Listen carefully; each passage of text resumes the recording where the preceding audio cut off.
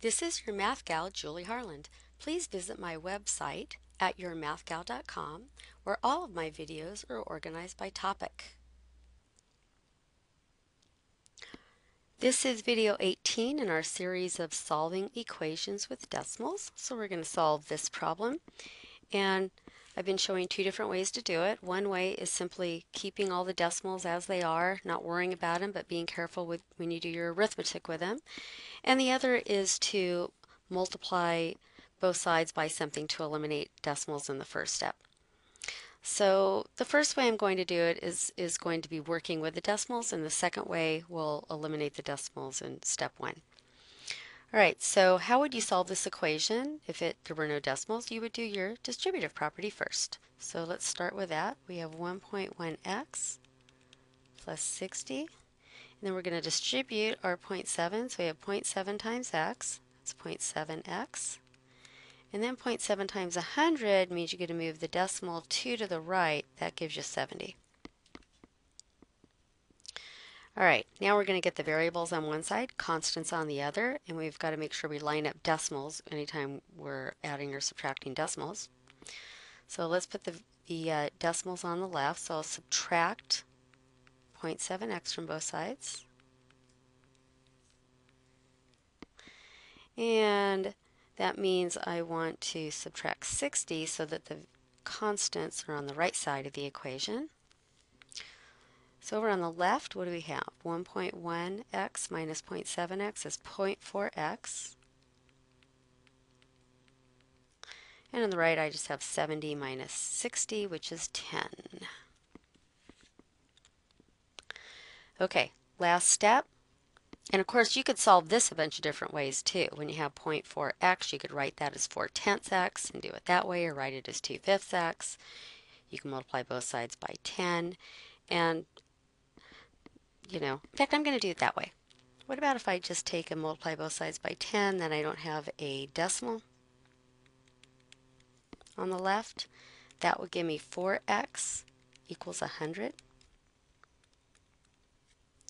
And then divide by 4.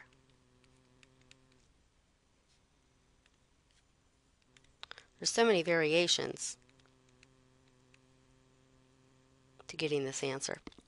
But you could have just, at this point when you had 0.4x equals 10, you could have just divided both sides by 0.4. So in other words, if you had 0.4x equals 10, you could have also divided both sides by 0.4, and then at the next step multiply by 10 over 10, or put it in your calculator. Or you could have written the decimal as a fraction, as 4/10, etc. Lots of ways to go about this. All right, so how about if we got rid of the decimals in step one? We see there are two decimals, and the most digits after the decimal point is 1, so we're going to multiply both sides by 10 to eliminate the decimals. So I'm going to multiply each term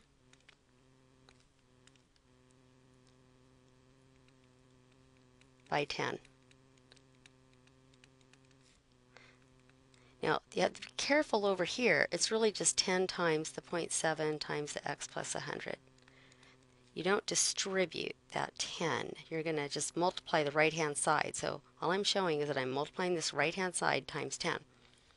So this gives me 10 times 1.1 is 11x. 10 times 60 is 600. 10 times 0.7 is 7. And I've already multiplied the 10 times one of these factors, so I'm going to do my distributive property at the next step. So we have 11x plus 600 equals 7x plus 700, and we get an equation without decimals. So we get the variables on one side, constants on the other,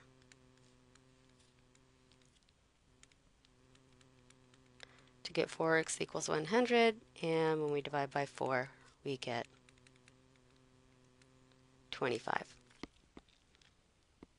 All right, so you might notice a shortcut to this. If you multiply it by 10 at step 1, what you're doing is you're moving that 1, this over 1, and this over 1, and that gets you to your equation that you see right here. All right, so we're going to check to make sure 25 is the correct answer. So let's put in 25 for x and simplify the left-hand side first. So we have 1.1 times 25. That's the same thing as 11 times 25, which is 275. I have a video on an easy way to multiply by 11, so you might want to look at that. And you've got to put the decimal in one place, so that's really 27.5. Leave a little space here. 27.5 plus 60. And then we have to add 27 and 60 together. That's the whole number part, so that's 87.5. So the right side simplifies to 87.5.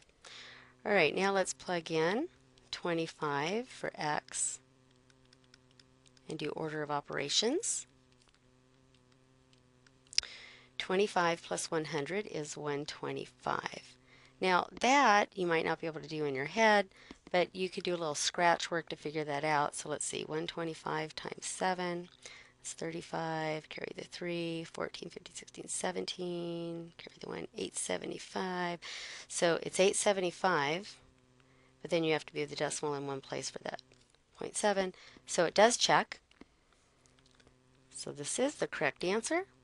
So putting it in braces to show that's the solution set, we've got that 25 is a solution to that problem. This is your Math Gal, Julie Harland. Please visit my website at yourmathgal.com, where all of my videos are organized by topic.